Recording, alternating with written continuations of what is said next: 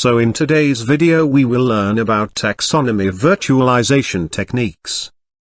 First we should understand what is taxonomy. In general English it means branch of science concerned with classification, especially of organisms, or you can say the classification of something, especially organisms. So this is what basic general English have to say. But when you look in the context of virtualization, technical meaning is different. Here taxonomy means a model which describes further technologies and sub-technologies come under it. So now we will explain each one of them. But first you need to understand the taxonomy diagram, which shows the group of virtualization techniques and their subdivision among them. Here the first you need to see in the DAG. First you can see virtualization box. This is the apex of the or main technology label, which under we will get all other processes. Its sub-technologies includes execution environment, storage, network, etc. technologies. Now let's see here. Two more subdivisions are happening, which mentions which processes are being used here. Process level and system level. Now let's see process level. Where process level, what kind of techniques are being used here? So process level contains three techniques: emulsion, high-level VM, multi-programming. Each one them applies a virtualization model. Application, programming language, operating system respectively. And system level contains hardware-assisted virtualization, full virtualization, para-virtualization, partial virtualization. These uses hardware virtualization model. Now I will explain all technology classification of virtualization. First we will understand execution virtualization. Now let's look at execution environment virtualization. Execution virtualization includes all techniques that aim to emulate an execution environment that is separate from the one hosting the virtualization layer. All these techniques concentrate their interest on providing support for the execution of programs, whether these are the operating system, a binary specification of a program compiled against an abstract machine model, or an application. Therefore, execution virtualization can be implemented directly on top of the hardware by the operating system, an application, or libraries dynamically or statically linked to an application image. Explanation: execution virtualization refers to the techniques used to create a virtual environment that is separate from the physical environment in which the virtualization software is running. These techniques are primarily focused on supporting the execution of programs such as operating systems, applications, or other software. For example, an operating system can be designed to run directly on top of the hardware, without relying on a separate layer of virtualization software. In this case, the operating system provides its own execution virtualization layer that allows it to run programs in a separate environment. Similarly, an application can be designed to include its own execution virtualization layer that allows it to run in a separate environment without relying on the underlying operating system. This can be achieved through the use of libraries that are dynamically or statically linked to the application. Overall, execution virtualization is an important technique that allows programs to be run in a separate environment without interference from the underlying operating system or hardware. This can provide benefits such as improved security, portability, and flexibility in deploying software. Now let's look at storage virtualization. Storage virtualization is a system administration practice that allows decoupling the physical organization of the hardware from its logical representation. Using this technique, users do not have to be worried about the specific location of their data, which can be identified using a logical path. Storage virtualization allows us to harness a wide range of storage facilities and represent them under a single logical file system. There are different techniques for storage virtualization, one of the most popular being network-based virtualization by means of storage area networks, SANs. SANs use a network-accessible device through a large bandwidth connection to provide storage facilities. Explanation. Storage virtualization is a technique that allows you to separate the physical location of your data from the logical representation of it. With storage virtualization, users don't need to worry about where their data is physically stored, as they can access it using a logical path. One way to implement storage virtualization is by using storage area networks, SANs, which are network-accessible devices that provide high-bandwidth storage facilities.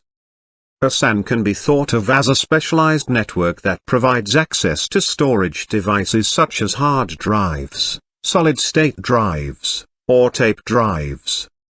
SANs work by connecting storage devices to a network through a specialized device called a switch. This switch provides a high-bandwidth connection between the storage devices and the network, allowing data to be transferred quickly and efficiently. By using a SAN for storage virtualization, you can harness a wide range of storage facilities and present them as a single logical file system. This means that you can have multiple storage devices located in different physical locations, but still access them using a logical path. This can provide benefits such as improved performance, reliability, and scalability, as well as making it easier to manage and back up your data. Now let's look at their network virtualization. Network virtualization combines hardware appliances and specific software for the creation and management of a virtual network.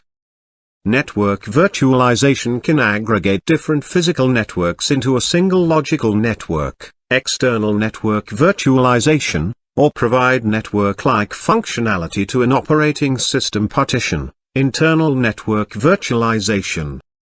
The result of external network virtualization is generally a virtual LAN, VLAN.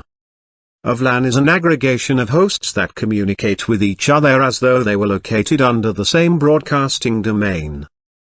Internal network virtualization is generally applied together with hardware and operating system level virtualization, in which the guests obtain a virtual network interface to communicate with. There are several options for implementing internal network virtualization. The guest can share the same network interface of the host and use network address translation, NAT, to access the network. The virtual machine manager can emulate, and install on the host, an additional network device, together with the driver, or the guest can have a private network only with the guest.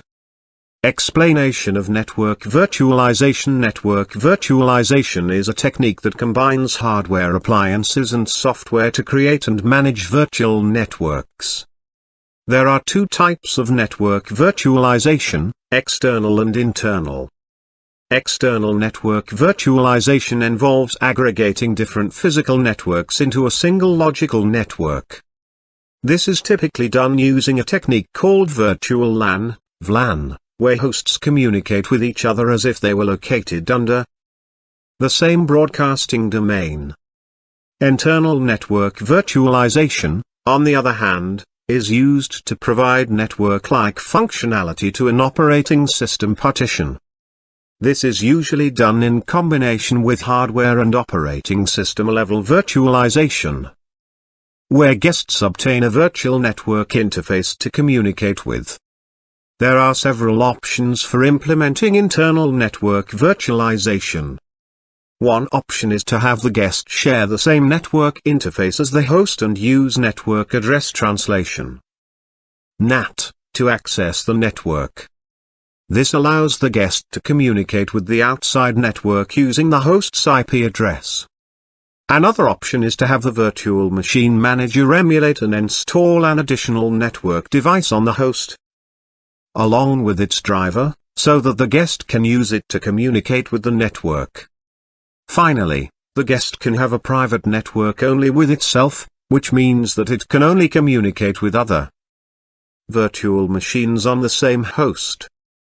Overall, network virtualization can provide benefits such as improved network performance, increased flexibility in network configuration, and easier management of network resources. Now these classification let us further, where we see what process and how IT done we have to answer.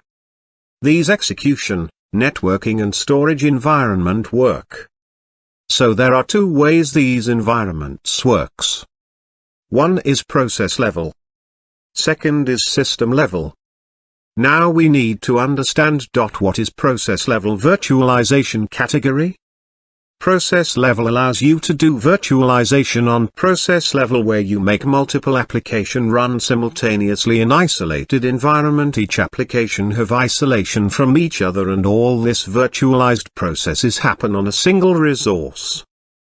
Process level explanation: the term process level refers to the level of an operating system at which a particular process is running. A process is a program or a set of instructions that is being executed by the operating system. Each process is allocated a certain amount of resources, such as memory and CPU time, and has its own address space and system resources. Process-level virtualization is a technique that allows multiple processes or applications to run in isolation from each other, even though they are executing on the same operating system. With process-level virtualization, each application or process is contained within its own virtual environment, which prevents it from interfering with other applications or processes running on the same system. Now let's move further and see what is system-level virtualization category. System-level virtualization is a technology that allows you to create multiple virtual computers on a single physical computer. Each of these virtual computers, or virtual machines, VMs, can have its own operating system, applications, and data, just like a physical computer would. System-level virtualization is a powerful technology that is widely used in data centers and cloud computing environments, because it allows organizations to maximize the use of their physical hardware resources while minimizing costs. It also makes it easy to create and manage virtual machines, and to move them between physical machines as needed. Explanation of system-level virtualization category. System-level virtualization is a technology that allows you to create multiple virtual computers on a single physical computer. Each of these virtual computers, or virtual machines, VMs, can have its own operating system, applications, and data, just like a physical computer would. The way this works is by installing a special software layer called a hypervisor on the physical computer. This hypervisor acts as a mediator between the physical hardware and the virtual machines, and it provides each VM with a virtualized set of hardware resources, such as CPU, memory, and storage. This means that each VM can run its own operating system and applications without interfering with other VMs running on the same physical machine. It's like having multiple independent computers running on the same physical hardware. System-level virtualization is a powerful technology that is widely used in data centers and cloud computing environments because it allows organizations to maximize the use of their physical hardware resources while minimizing costs. It also makes it easy to create and manage virtual machines, and to move them between physical machines as needed. So next in part we will continue the next session.